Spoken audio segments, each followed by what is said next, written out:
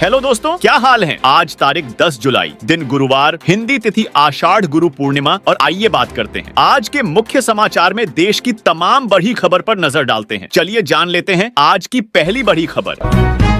दोस्तों, एक बार फिर भारत का गौरव बढ़ा है। हमारे प्रधानमंत्री नरेंद्र मोदी को नामीबिया ने अपने सर्वोच्च नागरिक सम्मान honoured one of the most ancient welwitschia mirabilis से नवाजा है। यह सम्मान उन्हें नामीबिया के राष्ट्रपति नेतुम्बो नंदी डैतवाह ने प्रदान किया। पीएम मोदी ने इसे 100 करोड़ 40 लाख भारतीयों को समर्पित करते हुए नामीबिया की जनता का दिल से आभार जताया। यह उनका 27वां अंतर्राष्ट्रीय सम्मान है, जो भारत और नामीबिया के मजबूत रिश्तों की मिसाल है। वाकई गर्व की बात है।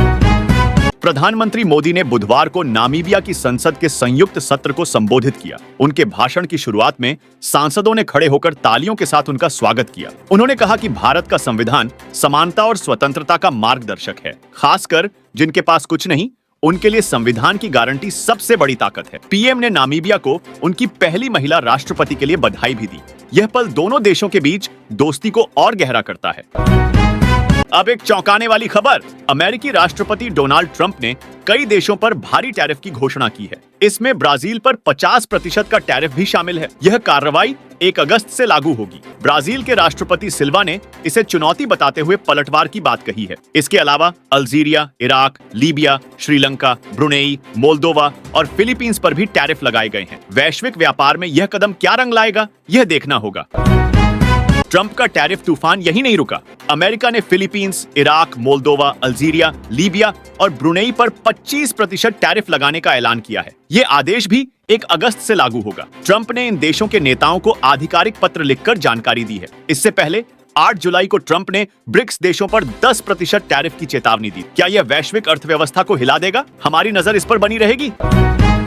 यूक्रेन से दिल दहलाने वाली खबर। रूस ने रात भर में 728 ड्रोन से यूक्रेन पर हमला किया। लुत्स्क शहर इसका मुख्य निशाना रहा। यूक्रेन की सेना ने ज्यादातर ड्रोन मार गिराए, लेकिन हाइपरसोनिक मिसाइलों से कुछ नुकसान हुआ। राष्ट्रपति जेलेंस्की ने रूस के युद्ध वित्त पोषण पर कड़े प्रतिबंध की मांग की है। दूसरी ओर ट्रंप ने कहा है कि उनके पास एक सरप्राइज है। यह सरप्राइज क्या है, यह जल्द ही सामने आएगा। हिंद प्रशांत क्षेत्र में तनाव बढ़ता जा रहा है। अमेरिका ने पहली बार फिलीपींस में 5वीं पीढ़ी के F-35 लड़ाकू विमानों को तैनात किया है। ये विमान क्लार्क एयर बेस पर पहुंचे हैं और कोप थंडर 25-2 हवाई अभ्यास में हिस्सा लेंगे। इसमें दोनों देशों के 2500 सैन्य कर्मी शामिल हैं। चीन ने इस कदम पर अलर्ट जारी किया है। क्या यह क्षेत्र में नया तनाव पैदा करेगा? गाजा से एक राहत भरी खबर। हमास ने 10 बंधकों को रिहा करने पर सहमति जताई है। यह कदम संघर्ष विराम की कोशिशों का हिस्सा है। हालांकि हमास का कहना है कि इजरायल का अड़ियल रुख वार्ताओं को मुश्किल बना रहा है। दूसरी ओर इजरायली सेना ने गाजा में पिछले 24 घंटों में 100 से ज्यादा आतंकी ठिकानों पर हवाई हमले किए हैं। क्या शांति की राह आसान होगी? बांग्लादेश की अंतरिम सरकार ने भारत से पूर्व प्रधानमंत्री शेख हसीना के प्रत्यर्पण की मांग की है। उन पर मानवता के खिलाफ अपराधों का आरोप है। मोहम्मद यूनुस के प्रेस सचिव ने भारत से नैतिक स्पष्टता के साथ इस पर विचार करने को कहा है। यह मामला दोनों देशों के रिश्तों पर क्या असर डालेगा, यह देखने वाली बात होगी। पाकिस्तान से आर्थिक संकट की खबर। पाकिस्तान इंटरनेशनल एयरलाइंस यानी PIA पूरी तरह कंगाल हो चुकी है। सरकार ने 2025 के अंत तक इसे बेचने की कोशिश तेज कर दी है। पिछले साल भी बिक्री की कोशिश नाकाम रही थी। 7000 कर्मचारियों को नवंबर 2023 में वेतन तक नहीं मिला। क्या PIA का भविष्य अब बदल पाएगा? यूएई ने साफ किया है कि भारतीयों और बांग्लादेशियों के लिए 1 लाख दिरहम में गोल्डन वीजा का कोई प्लान नहीं है। यह खबर उन दावों के बाद आई जिनमें कहा गया था कि यूएई नया गोल्डन वीजा शुरू कर रहा है। यूएई ने इन्हें मनगढ़ंत बताया है। तो दोस्तों, ऐसी अफवाहों से सावधान रहें। यूरोपीय मानवाधिकार न्यायालय ने रूस को यूक्रेन में अंतर्राष्ट्रीय कानून के उल्लंघन का दोषी ठहराया है। 2014 में मलेशिया एयरलाइंस की उड़ान MH17 को मार गिराने का भी रूस पर आरोप है। कोर्ट ने कहा कि रूसी बलों ने मानवाधिकारों का उल्लंघन किया, जिससे नागरिकों की जान गई। लेकिन क्रेमलिन ने इस फैसले को मानने से इनकार कर दिया है।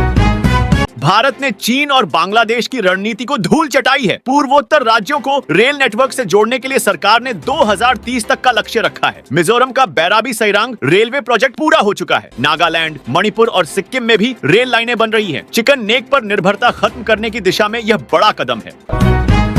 सोशल मीडिया प्लेटफॉर्म X में बड़ा बदलाव। CEO लिंडा याकारिनो ने अपने पद से इस्तीफा दे दिया है। उन्होंने अपने कार्यकाल को शानदार बताया और एलन मस्क के एवरीथिंग ऐप के विजन को साकार करने में योगदान दिया। क्या X का भविष्य अब नई दिशा लेगा? एलन मस्क की स्टारलिंक को भारत में सैटेलाइट इंटरनेट सेवाएं शुरू करने की अनुमति मिल गई है। इन स्पेस ने जेनोन के लिए 5 साल का लाइसेंस जारी किया है। यह भारत के डिजिटल कनेक्टिविटी को नई ऊंचाइयों तक ले जाएगा। नासा से चौंकाने वाली खबर, बजट कटौती के चलते लगभग 2145 कर्मचारियों की छंटनी हो सकती है। GS13 से GS15 ग्रेड के कर्मचारियों पर असर पड़ेगा। नासा ने रिटायरमेंट प्लान भी ऑफर किया है। क्या यह वैज्ञानिक अनुसंधान को प्रभावित करेगा? इसरो ने गगनयान के सर्विस मॉड्यूल प्रोपल्शन सिस्टम का 30 और 100 सेकंड का सफल परीक्षण किया। सभी थ्रस्टर्स और इंजनों का प्रदर्शन शानदार रहा। यह भारत के पहले मानव अंतरिक्ष मिशन की दिशा में बड़ा कदम है।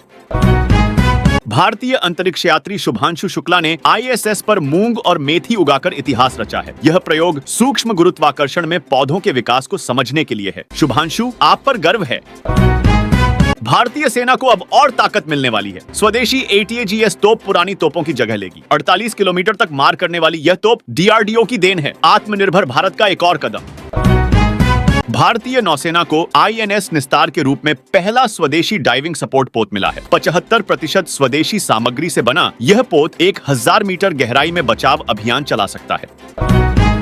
दिल्ली वालों के लिए अच्छी खबर, 15 साल पुरानी पेट्रोल और 10 साल पुरानी डीजल गाड़ियों पर तेलबंदी हटा ली गई है, लेकिन 1 नवंबर से NCR में कार्रवाई शुरू होगी। महाराष्ट्र से दिल दहलाने वाली खबर, एक स्कूल में मासिक धर्म की जांच के लिए 5वीं से 10वीं कक्षा की लड़कियों के कपड़े उतरवाए गए। 8 लोगों पर मामला दर्ज हुआ है। यह कितना शर्मनाक है।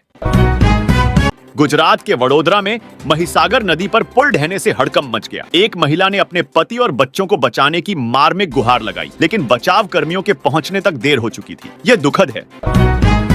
पटना हाई कोर्ट ने बच्चों के खेल मैदान पर पंचायत भवन के निर्माण पर रोक लगा दी। भागलपुर के धर्मपुर रत्ती स्कूल के बच्चों की खुशी देखते बनती है।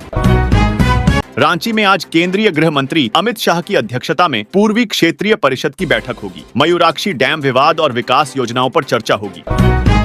झारखंड में 1255 शराब दुकानों का हैंडओवर पूरा हो गया है। 285 दुकानें JSBCL के नियंत्रण में हैं। इस सप्ताह तक बिक्री सामान्य होगी।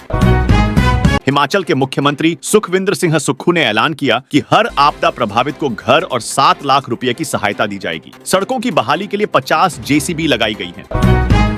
पलामू में वन विभाग की टीम पर ग्रामीणों ने लाठी डंडों से हमला किया। 2 वनकर्मी घायल हैं और सरकारी वाहन क्षतिग्रस्त हुआ। पुलिस जांच में जुटी है।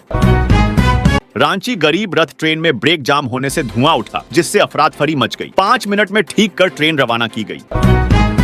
हरिद्वार से बलिया तक गंगा का फ्लड जोन पहली बार निर्धारित होगा। इससे बाढ़ से बचाव और अवैध निर्माण पर रोक लगेगी। देहरादून में भारी बारिश के चलते 12वीं तक के स्कूल बंद हैं। एक व्यक्ति की मौत की खबर है। मौसम विभाग ने अलर्ट जारी किया है। हिमाचल में बारिश और भूस्खलन से अब तक 85 लोगों की जान गई है। 718 करोड़ की संपत्ति का नुकसान हुआ है।